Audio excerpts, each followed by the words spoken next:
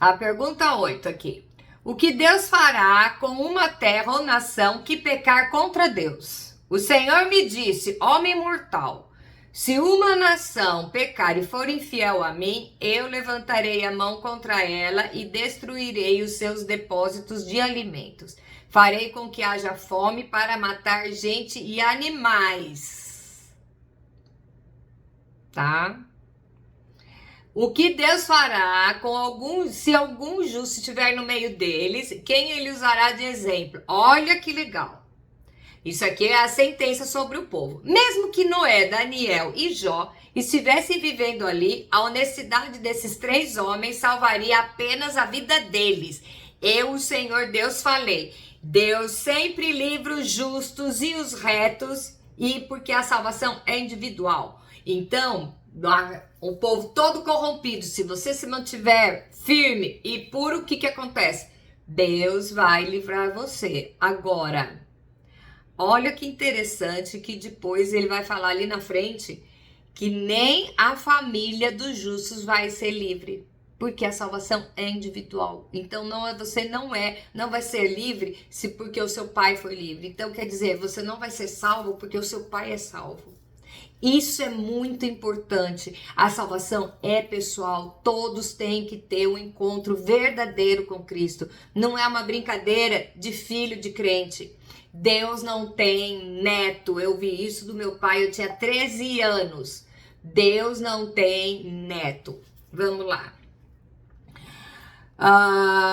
Quais os 4 maus juízos cairá sobre a terra que peca contra Deus? Vamos lá. Se eu mandar animais ferozes para matar as pessoas e por causa deles a terra ficar tão perigosa que ninguém possa viajar nela.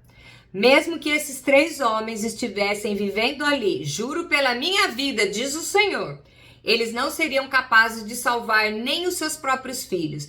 Eles salvariam somente a sua própria vida e a terra viraria um deserto. Se eu mandar a esse país guerra e armas destruidoras para acabar com pessoas e animais, mesmo que esses 3 homens estivessem vivendo ali, juro pela minha vida, diz o Senhor Deus, eles não seriam capazes de salvar nem os próprios filhos, mas apenas a sua própria vida. Se eu mandar uma epidemia a esse país e derramar a minha ira sobre a terra para tirar muitas vidas, matando gente e animais, mesmo que Noé, Daniel e Jó estivessem vivendo ali, juro pela minha vida que eles não seriam capazes de salvar nem os próprios filhos. A honestidade deles salvaria apenas a sua própria vida. E o Senhor Deus diz o seguinte: vou mandar a Jerusalém os meus 4 castigos mais violentos, isso é, guerra, fome, animais ferozes e doenças, para destruir as pessoas e animais. Se alguns escaparem e salvarem os seus filhos, olhem bem para eles quando chegarem. Vocês verão como eles são maus e se convencerão que o castigo que estou dando a Jerusalém é merecido. Quando virem como eles são maus, vocês se convencerão e ficarão sabendo que houve motivo justo para tudo isso que eu fiz. Eu, o Senhor Deus, falei. Aqui, ele está falando sobre a ira dele sobre os falsos profetas.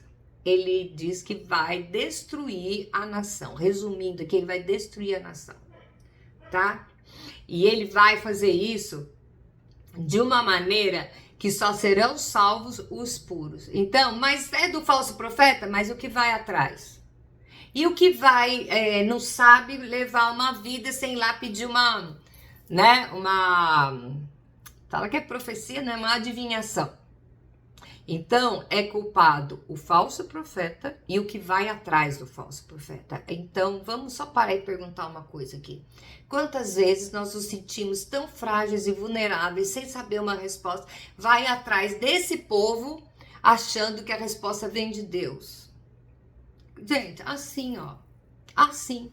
Eu acredito que o crente, aquele que é salvo, nunca fez isso, pedindo para Deus, me fala porque eu não tô entendendo. Aí você descobre que a Dona Mariazinha lá, mulher de Deus e fala tudo. Pensa, olha a correção de Deus para aqueles que andam atrás dos falsos profetas, são os adivinhadores. E aqui no começo do capítulo, Deus falou que eles são feiticeiros, tá? Pergunta 11. É a última, tá? É o capítulo 15. Qual a comparação entre o povo e as árvores do campo em frente ao juízo? Diz o seguinte: o Senhor Deus falou comigo e disse: homem mortal, será que se você comparar uma parreira com uma árvore, o que vale uma parreira em comparação com as árvores da floresta? Aqui ele tá falando, a parreira é uma trepadeira, né? Pé de uva é uma trepadeira. Ele tá falando sobre uma árvore. Você pode usá-la para fazer algum objeto da parreira? Será que sua madeira serve para fazer um cabide, para pendurar essas coisas? Não, só presta para fazer fogo. E quando as pontas viram cinzas e o meio está queimado, será que serve para alguma coisa? Também não. Antes de ser queimada, essa madeira não prestava para nada. Agora que o fogo queimou completamente, é mais inútil ainda, pois o Senhor Deus está dizendo isso. Como uma parreira tirada da floresta e queimada, assim tirarei o povo que vive em Jerusalém e o castigarei. E eles escaparão do fogo, mas agora o fogo acabará com eles. Quando eu os castigar, vocês ficarão sabendo que eu sou o Senhor. Eles têm sido infiéis a mim, e por isso farei o seu país virar um deserto. Eu, o Senhor Deus, falei. Ele está comparando o povo com a diferença entre uma parreira e uma árvore. E ele diz assim: a parreira para nada serve. Então vamos estudar agora biologia. Qual é a diferença entre uma árvore e uma trepadeira? A árvore, ela tem o tronco, ela tem raízes, ela é fundamentada. Pode vir vento de tudo quanto é canto que a árvore continua lá. Uma parreira, qualquer coisinha derruba. Primeiro que ela nem consegue ficar de pé sozinha. Ela tem que ser enganchada numa cerca para ela poder crescer. E o seu galho não pode fazer nada, é inútil.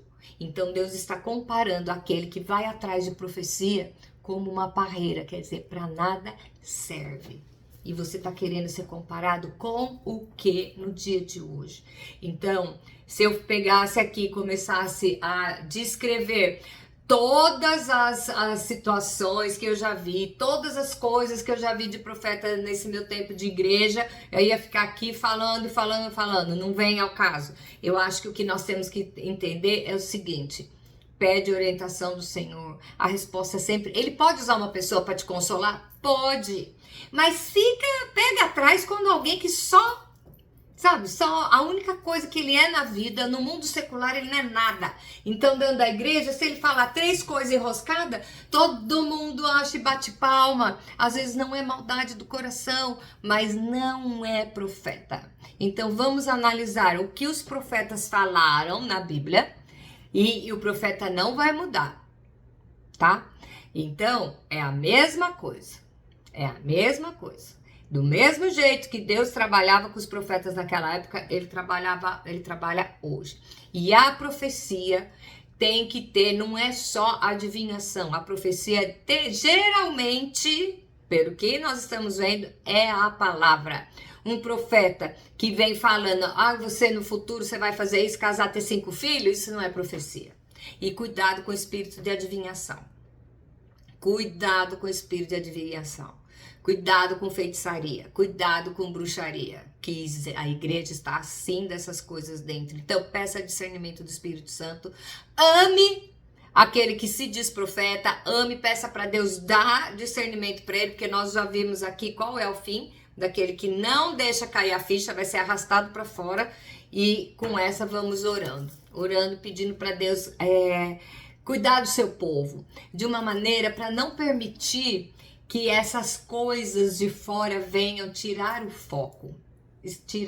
Nós vemos tantas distrações dentro da igreja, tantas coisas diferentes fora da palavra que te tiram o foco da palavra. O foco do crente tem que ser estudar a Bíblia. Tem que ser estudar a palavra. Esse é o foco. A palavra de Deus vem pela leitura.